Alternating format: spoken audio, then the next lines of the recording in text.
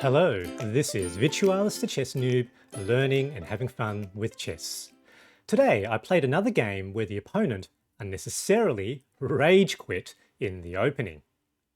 Now admittedly, I was ahead in this game. I thought that I had pinned and thus will be winning the opponent's queen with my bishop. I think they thought so too. However, looks can be deceiving. Except for Stockfish. Stockfish wasn't fooled in the slightest in the analysis. Please enjoy.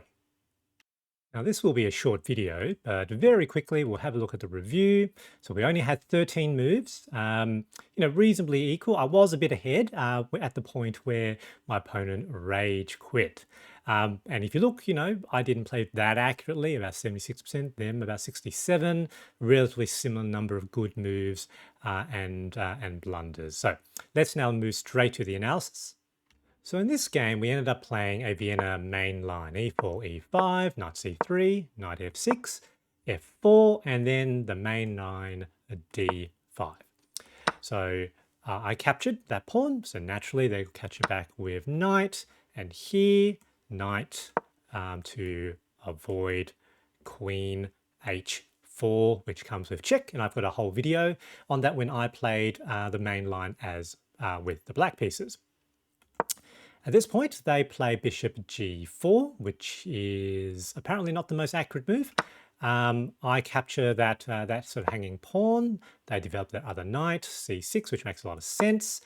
Here, I thought I would defend that pawn with d4. That was apparently a blunder. And I think it relates to the queen and the knights being just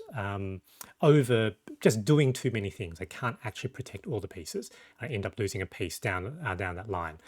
However, the opponent doesn't see that line, which is great.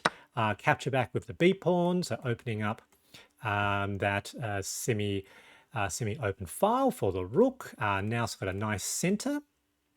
Opponent now plays queen d5, which is okay. I unpin that knight so that the knight can do something and also can protect potentially that pawn as well. They capture back, and at the moment looking pretty good, +5. So queen is being attacked. They're going to have to do something. They move it down.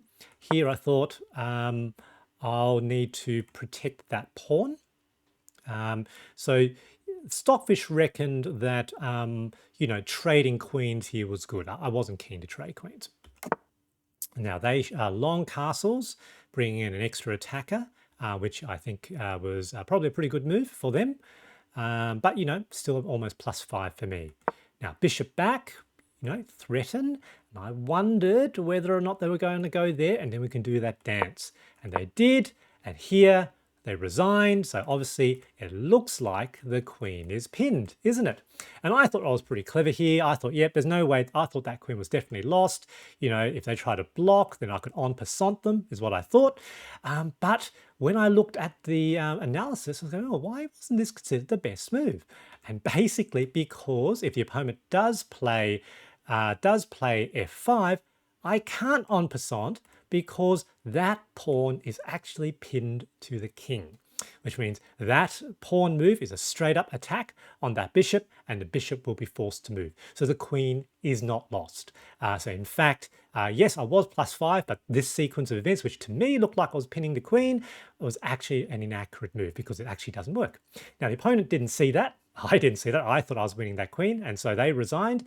But this just goes to show, just shouldn't rage quit. I think the opponent still definitely had some potential fighting chances, but very much welcome the win and the ELO points. So good game, GG. One of my earliest videos is titled "Never Give Up, Never Surrender."